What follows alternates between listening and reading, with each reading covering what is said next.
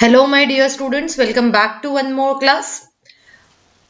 I hope आप सभी ने इसके पहले वाले वीडियोस भी देखे हुए हैं। जैसे कि आप सबको पता है कि मैंने एक सीरीज स्टार्ट की है, उस सीरीज का नाम है zero to hero series. Now इस सीरीज में हमने अभी तक के 2 लेक्चर स्टडी कर चुके हैं और आज का जो है वो है 3rd lecture.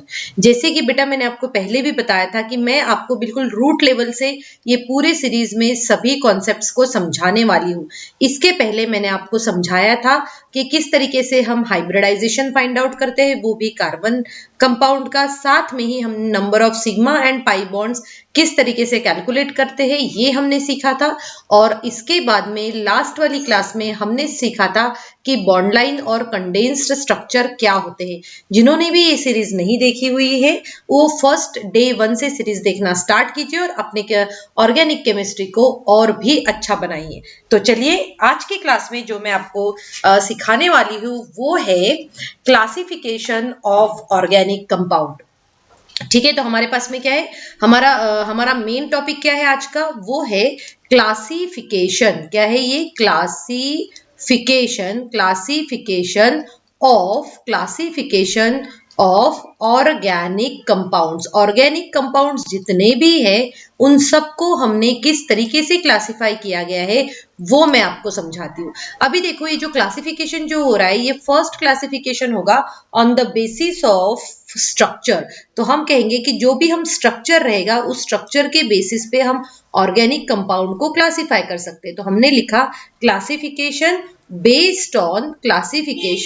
Based on structure. तो जिस तरीके से स्ट्रक्चर होता है इस तरीके से उसके बेसिस पे हम ऑर्गेनिक कंपाउंड को क्लासिफाई कर सकते हैं। तो जैसे हमें पता है कि जितने भी हमारे पास में ऑर्गेनिक कंपाउंड्स होते हैं ब्रॉडली पहले तो हम इन ऑर्गेनिक कंपाउंड्स को क्लासिफाई करते हैं इनटू 2 मेन टाइप्स। क्या किया हमने? इसको 2 मेन टाइप्स में क्लासिफाई किया। उसके बाद में मैं 1-1 आपको एक्सप्लेन करते चलूंगी। तो ये जो फर्स्ट जो टाइप होता है जिसको हम कहते हैं ओपन चेन स्ट्रक्चर, हम इसे क्या कहते हैं? ओपन चेन स्ट्रक्चर कहते हैं, या फिर आप इसको असाइक्लिक स्ट्रक्चर भी कह सकते हो। आप क्या कह सकते हो? इसको असाइक्लिक स्ट्रक्चर कह सकते हो, या फिर इसी का नेम होता है एक एलिफैटिक कंपाउंड। तो देखो हमने कहा है कि इसको ओपन चेन भी कह सकते हैं, असाइक्लिक भी कह सकते हैं, एलिफैटिक भी कह सकते हैं।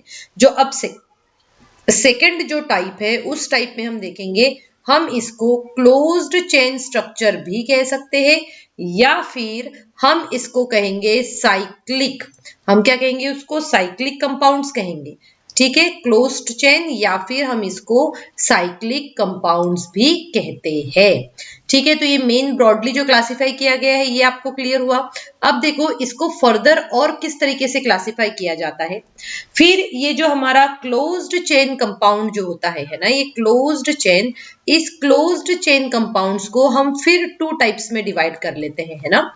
2 टाइप्स कौन कौन से? सबसे पहले तो ये होता है होमोसाइक्लिक कंपाउंड। क्या होते हैं ये? होमोसाइक्लिक कंपाउंड्स होते हैं। एक होमोसाइक्लिक कंपाउंड्स होते हैं और उसके बाद में एक होता है हेटेरोसाइक्लिक कंपाउंड।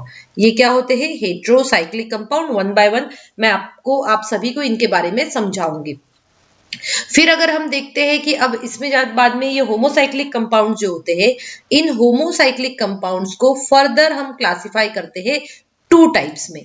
कौन से 2 टाइप होते हैं वो देखो। एक होता है एलिसाइक्लिक। एक क्या होता है? एलिसाइक्लिक कंपाउंड होता है। एक एलिसाइक्लिक कंपाउंड्स होते हैं, और जो दूसरे कंपाउंड्स होते हैं इसमें, इसे कहा जाता है एरोमैटिक कंपाउंड्स। क्या कहते हैं हम इसको? एरोमैटिक कंपाउंड्स कहते हैं। अब देखो एरोमैटिक कंपाउंड्स जो है ये वाले है ना, एरोमैटिक कंपाउंड्स जो है इसको भी फर्दर क्लासिफाई किया जाता है। एरोमेटिक कंपाउंड्स को भी हम फर्दर क्लासिफाई करते हैं और वो होते हैं बेंजोनॉइड कंपाउंड्स। एक होते हैं बेंजोनॉइड कंपाउंड और जो दूसरा होते हैं वो होते हैं नॉन बेंजोनॉइड कंपाउंड। क्या होते हैं ये? Non benzenoid compound. ठीक है, तो अभी जो हमने ये स्टडी किया इसका हम डिटेल में स्टडी करेंगे अभी वन बाय वन की इन सभी कंपाउंड्स को हम किस तरीके से स्टडी करते हैं। ठीक है, तो चलिए अभी हम स्टार्ट करते हैं हमारे सबसे पहले ओपन चेन कंपाउंड से। अब ओपन चेन कंपाउंड में क्या होता है, देखो ये जो एलिसाइक्लिक या फिर हम ओपन चेन कंपाउंड जिसे कहते हैं, कौन से कहते हैं? Open chain compounds. अभी ओपन चेन कंपाउंड्स में क्या होता है, समझो इस चीज को। हमने इसको क्या कहा था? असाइक्लिक कहा था। क्या कहा था हमने इसको? असाइक्लिक और एलिफैटिक, ये दो नाम भी हमने दिए थे। असाइक्लिक भी बोला था या फिर हम इसको एलिफैटिक भी बोलते हैं। ठीक है, तो इसमें क्या होता है कि इसमें जो कार्बन एटम्स रहते हैं वो एक दूसरे के साथ में इस तरीके से अटैच रहेंगे कि वो एक ओपन चेन रहेगी। या तो वो क्या रहेगी इसमें? सबसे पहले तो ओपन चेन रहेगी। इस तरीके से कार्बन एटम अटैच रहते हैं। वो चेन हो सकता है कि वो चेन कैसी हो? या तो स्ट्रेट हो या फिर वो चेन कैसी हो? ब्रांच्ड भी हो सकती है। ठीक है, या तो स्ट्रेट हो सकती है या तो फिर ब्रांच चेन हो सकती है। इसको ही हम एलिफैटिक कंपाउंड्स भी कहते हैं। एक्चुअली ये एलिफैटिक वर्ड आया ही इसीलिए है क्योंकि इसमें क्या होता है कि अर्लियर जब स्टडी किया तो उसमें ना कुछ फैटी एसिड्स थे, कुछ कंपाउंड्स थे और इसीलिए उन्होंने नाम एलिफैटिक डाल दिया है ना। अगर हम ओपन चेन कंपाउंड के एग्जांपल्स देखें तो हम क्या कहते हैं, जैसे देखो CH3, CH2, CH3। अब ये क्या है? ओपन चेन कंपाउंड है। ओपन चेन क्यों? क्योंकि ये एक साथ है, इसके दोनों एंड जो है वो जुड़े हुए नहीं है। ठीक है, फिर एक आध और अगर हम कंपाउंड देखें तो ये बन जाएगा इस तरीके से, ये भी एक कंपाउंड हुआ। या फिर अगर हम डबल बॉन्ड का देखें तो ये भी कौन से हुए? कंपाउंड, जो कि क्या है? ओपन चेन स्ट्रक्चर है। ठीक है, एक अगर हम देखें ध्यान से तो ये भी कंपाउंड एक हो सकता है, ये भी क्या है? ओपन चेन स्ट्रक्चर है। अगर हम देखें तो ये भी एक कंपाउंड हो सकता है, तो ये भी ओपन चेन स्ट्रक्चर है। ठीक है, तो ये सभी क्या है?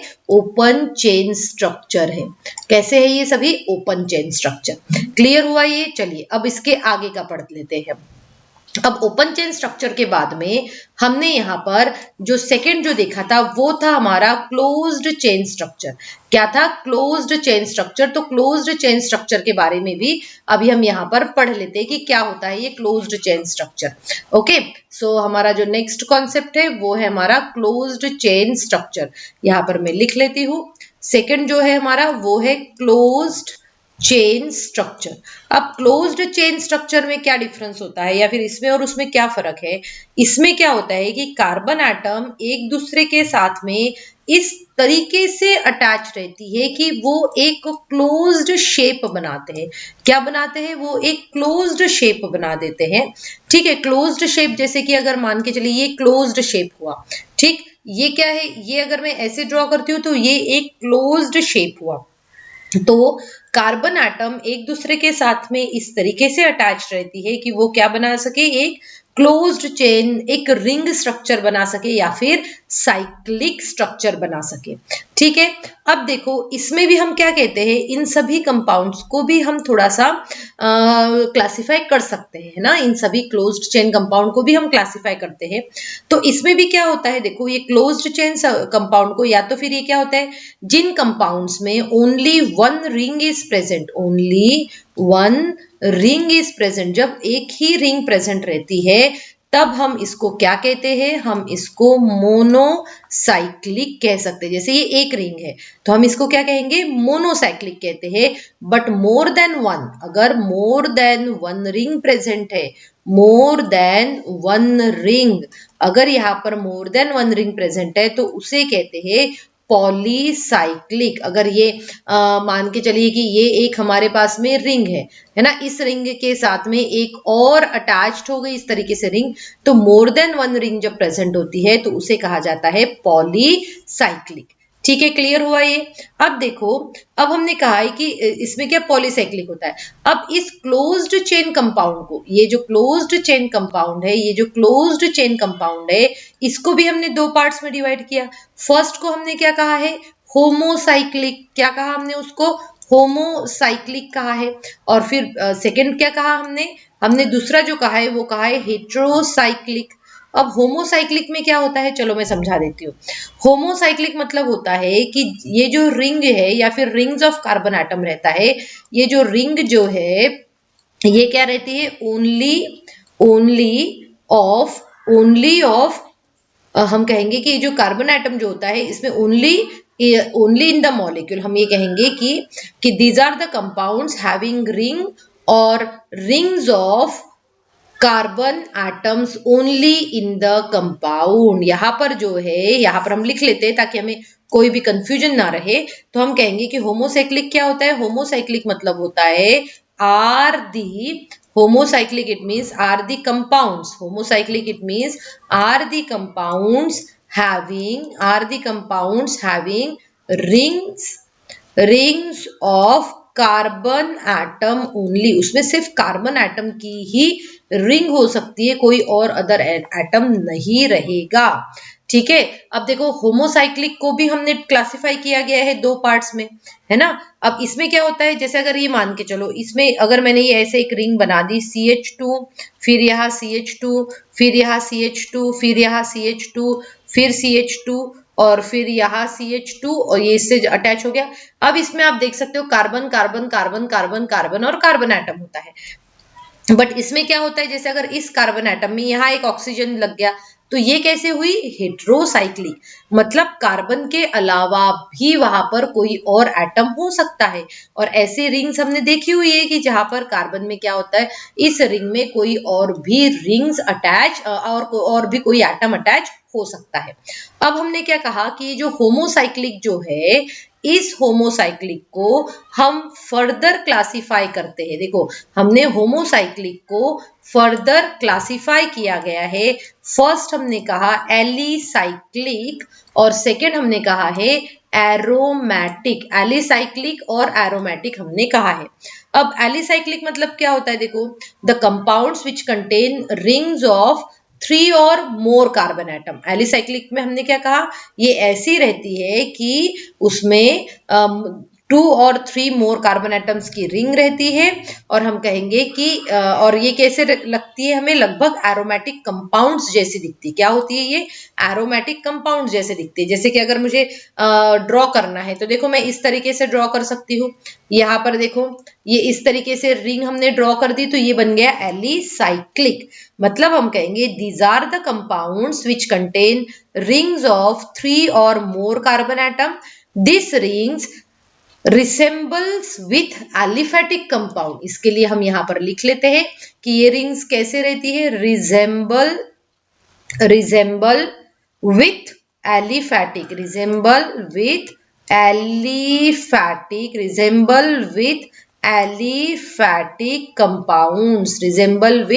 एलिफेटिक कंपाउंड्स जो है वैसे रहती है और इसीलिए इसको क्या कहा जाता है, एलिसाइक्लिक भी कहा जाता है। क्या कहते हैं हम इसको, एलिसाइक्लिक कहते हैं। क्लियर हुआ। अब देखो एरोमेटिक क्या होती है। एरोमेटिक जो रिंग है इनको हमने क्या कहा है, एरोमेटिक रिंग में एक्चुअली इसमें एरोमा मतलब क्या होती है, स्मेल। एरोमेटिक मतलब क्या, एरोमा मीन्स क्या होती है, स्मेल, या फिर हम इसको कह सकते हैं कि जो स्वीट स्मेल होती है उसे कहते हैं aroma. So this compounds have at least, aromatic में क्या होता है, this compounds have at least 1 benzene ring. इनके पास में क्या होती है, 1 बेंजीन रिंग भी होना चाहिए। और जिसमें 1 बेंजीन रिंग मतलब क्या हुआ कि carbon single and double bonds उसमें प्रेजेंट होना चाहिए। क्या होना चाहिए, carbon single and double bonds उसमें प्रेजेंट होना चाहिए और उसमें प्रॉपर फ्रेग्रेंस भी होता है। क्या होता है, प्रॉपर फ्रेग्रेंस होता है। जैसे फॉर एग्जाम्पल मैं अब अगर आपको यहाँ पर समझाऊं तो ये इस तरीके से हो जाएगा। देखो, अगर ये ऐसी रिंग है, इसी रिंग को हम इस तरीके से भी यहाँ पर मैं इस तरीके से लिख सकती हूँ। फिर मैं आपको इसको समझाती हूँ कि इसके डबल बॉन्ड्स किस तरीके से होते हैं। तो ठीक है, ये इस तरीके से ये रिंग बन गई है और अब यहाँ पर क्या हो जाएगा, ऐसे हमने डबल बॉन्ड्स दिखा दिए तो ये हो गई हमारी बेंजीन रिंग। ठीक है, और बेंजीन रिंग के बारे में और बेंजीन के बारे में हम और भी डिटेल में स्टडी करेंगे जब हम इसके और कुछ कॉन्सेप्ट स्टडी करने वाले। ठीक है, अब देखो एरोमेटिक कंपाउंड्स को ही हमने क्लासिफाइड किया था बेंजोनॉइड और एक कहा था नॉन बेंजोनॉइड। क्या कहा था? Non benzenoid. अब बेंजोनॉइड मतलब क्या होता है? बेंजोनॉइड मतलब ऐसे कंपाउंड्स होते हैं कि जिसमें बेंजीन रिंग प्रेजेंट होती है ना। कौन सी रिंग प्रेजेंट होती है? बेंजीन रिंग प्रेजेंट होती है, इसीलिए उन कंपाउंड्स को बेंजोनॉइड कंपाउंड कहते हैं। नॉन बेंजोनॉइड कंपाउंड मतलब क्या होता है कि बेंजीन रिंग प्रेजेंट नहीं होती है ना। ये क्या हुई? जिसमें बेंजीन रिंग प्रेजेंट नहीं होती है। अब बेंजीन रिंग प्रेजेंट नहीं होने का मतलब क्या हुआ? बेंजीन रिंग मतलब क्या हुआ कि ऐसा CH, फिर यहाँ डबल बॉन्ड, फिर यहाँ CH। मतलब आप ध्यान से देखोगे तो इसमें alternate single and double bonds है। क्या है इसमें? Alternate single and double bonds है। और इसकी डेफिनेशन भी और इसकी प्रॉपर्टीज हम बाद में स्टडी करेंगे, बट अभी देख लेते हैं। इसमें बेंजीन रिंग मतलब ये बेंजीन होता है। ये क्या है? ये बेंजीन है। और बेंजोनॉइड में क्या होता है? जैसे अभी देखो नॉन बेंजोनॉइड में, जैसे मैं यहाँ पर एक ऐसा स्ट्रक्चर देखूं, तो इस स्ट्रक्चर में देखो यहाँ पर कार्बन भी है, हाइड्रोजन भी है, और कुछ और कंपाउंड्स भी क्या है इसके साथ में अटैच है। क्या है? कुछ और कंपाउंड भी अटैच है। और ये जरूरी नहीं है कि ये बेंजीन रिंग ही हो। Alternate single and double bonds है इसमें, बट ये बेंजीन रिंग नहीं है, और इसीलिए इसको नॉन बेंजोनॉइड कंपाउंड भी कहा जाता है। इसको क्या कहते हैं? Non benzenoid compound. So student, हम क्लासिफिकेशन जो है इस तरीके से यहाँ पर कर सकते हैं। तो जैसे मैंने आपको बिगिनिंग में बताया था कि क्लासिफिकेशन जो है, हमने यहाँ देखा कि ऑन द बेसिस ऑफ, हमने कहा था स्ट्रक्चर के बेसिस पे। अगर स्ट्रक्चर के बेसिस पे हम इस तरीके से क्लासिफाई कर सकते हैं, तो अभी हम देखते हैं कि और किस बेसिस पे हम कर सकते हैं क्लासिफाई। सो सेकेंड क्लासिफिकेशन हुआ, हम यहाँ पर लिखेंगे classification based on functional group. Classification based on functional group. Different functional group है, उसके बेसिस पे भी हम इसको क्लासिफाई कर सकते हैं। कैसे करेंगे? जैसे मान के चलो ये एक RH, एक हाइड्रोकार्बन है। क्या है ये? हाइड्रोकार्बन। अब इस हाइड्रोकार्बन में से मैंने H को रिमूव कर दिया, रिप्लेस किया OH से, तो ये फॉर्मूला बन जाएगा ROH। ROH मतलब क्या हुआ? ये एल्कोहल हुआ, हमने इसको एल्कोहल बोल दिया। अगर आप -H करके कोई X अगर लगा दोगे, मतलब हैलोजन लगा दोगे, तो ये बन जाएगा एक और फॉर्मूला। तो ये क्या हो जाते हैं? हैलाइड्स हो जाते। क्या हो जाते? हैलाइड्स होते। सिमिलरली एक H को रिमूव करके अगर मैंने यहाँ पर एक ग्रुप ऑफ एटम अगर मैंने यहाँ पर लगा दिया, तो ये क्या होता है? एक नया फंक्शनल ग्रुप होता है, जिसे हम क्या कहते हैं? Carboxylic acid. तो सिर्फ यही नहीं, कुछ और भी ग्रुप्स है। जैसे कि अगर मान के चलिए मैंने H को रिमूव करके वहां CHO ऐड कर दिया, तो ये बन जाएगा RCHO, और इसका नाम क्या हो जाएगा फिर? अल्डिहाइड। अल्डिहाइड इट मीन्स हम क्या कर सकते हैं? हम सभी हाइड्रोकार्बन्स को क्लासिफाई कर सकते हैं on the basis of their functional groups, right. तो अभी आई होप आज की क्लास में मैंने आपको जो भी समझाया है वो आपको अच्छे समझ में आ गया है। And students, you all are following this series to get perfect in organic chemistry. तो बेटा, अगर आपको लगता है कि आपके लिए काफी यूजफुल है, तो अपने फ्रेंड्स के साथ में इसको शेयर करना बिल्कुल नहीं भूलना है। Thank you students, and have a good day ahead.